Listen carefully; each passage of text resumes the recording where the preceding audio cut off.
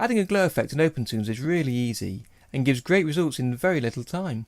So that's what we'll be looking at today.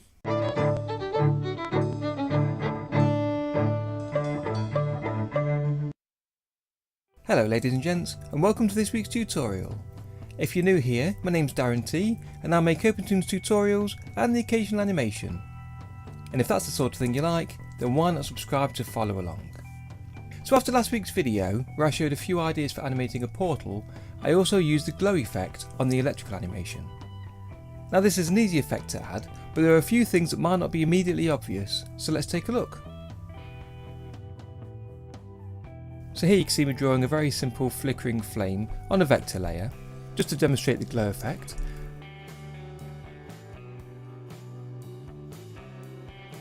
And then for the background, I've got just two simple colour blocks, just so you can see the effect that the flame has on them. Now I'm not drawing what the flame's burning, or if it's sitting in a torch for instance.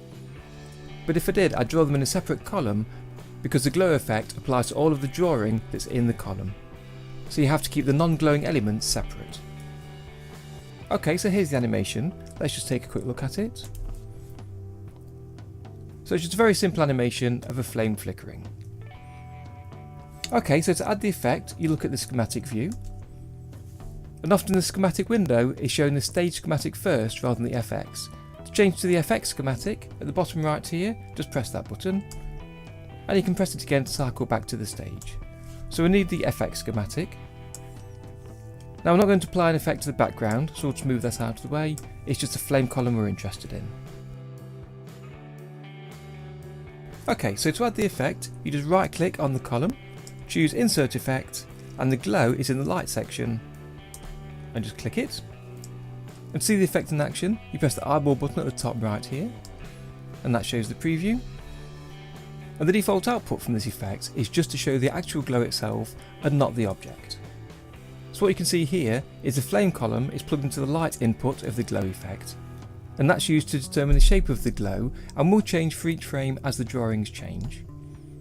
Now because you've got nothing plugged into the source input, the colour of the glow is based on the background colours, so you can see there's a different colour for the glow on the left hand side where it's green and on the right hand side where it's blue. Okay, so to make changes to that glow effect, you double click on the glow node.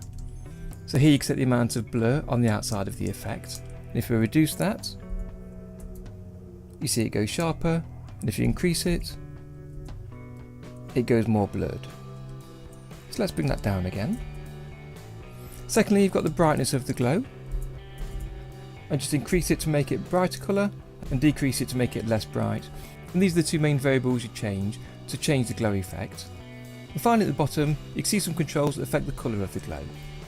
So at the minute the fade is set to 0, so this isn't being used at all. So let's change the colour, and you can either drag the colour sliders to change it, or click in the colour swatch, and then change the colour in your main colour editor. So if we want to add, say, a purple glow to this, you then increase the fade to suggest how much purple you want to be included.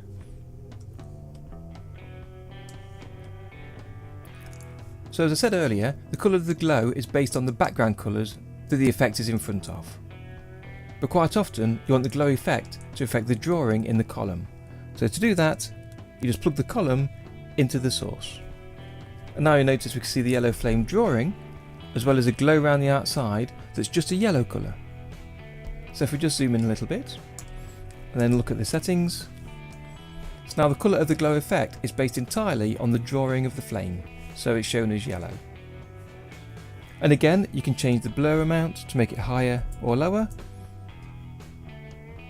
and then change the brightness to reduce it or increase it as necessary. And again, you can merge in an additional colour, so we'll select this and make it a sort of red colour, and if we increase the fading, it gets more of an orange glow. The more we go to the right, fully to the right is red of course. But around flames you might want a yellow or an orange glow. If it's really hot you might want it white. For electrical effects you might want a bright white or blue effect, which is what I used last week. And for other scenarios you might want to mix in a second colour. And let's play the actual animation. So you can see the glow effect moving with the flame, and it's just surrounding the flame and not touching the background. But what if you want the glow effect around the object and on the background as well? Well, you simply just add 2 glow effects. So this first glow effect is around the flame. So if we right click on the flame column and choose to add another glow effect, and then we'll plug that into the X sheet, and we'll just take a look at the settings. Now, although the flame column is only plugged into the light input and not into the source input, this is producing a glow effect on the background using the background colours. But because the brightness and the blur start quite low, the effect is actually behind the glow that's around the flame. So let's increase those. So the blur will make larger, bring it up to 20, see how that looks. And you saw something change there, and the brightness up to 500. There we go, you see the brightness coming on. So to meddle better with this effect, what we'll do is we'll turn off the glow that's around the flame directly, and we'll do that by pressing this button at the top right of the glow node. There we go, so now we can only see the effect from this second glow node, which is using the background colours, you can see by the colour of the glow. So I'll just keep changing these values until I have a glow I'm satisfied with.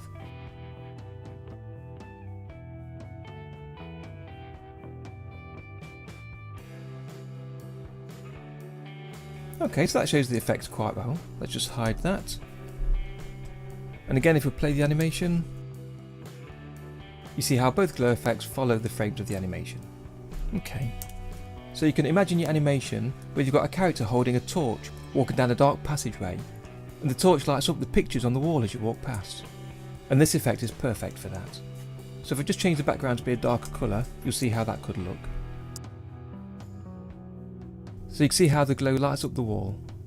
Now there is this artifact in around the outside of the glow, and I'll just change the blur effect for that, because I think I've got that far too high.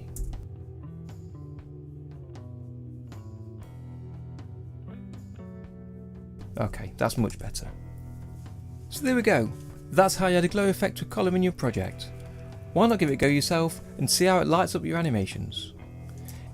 So next, I'll start putting together my final progress report for the Portal Journey collaboration, and that'll be out tomorrow, along with my finished entry. Then during this week, I'll be putting together all the other contributions to the collaboration. So I should have that ready for you next Friday, so subscribe to catch that. And if I don't finish it in time, I'll have another tutorial for you, and the collaboration will be here the week after. But either way, I'll see you next Friday. And that's a guarantee.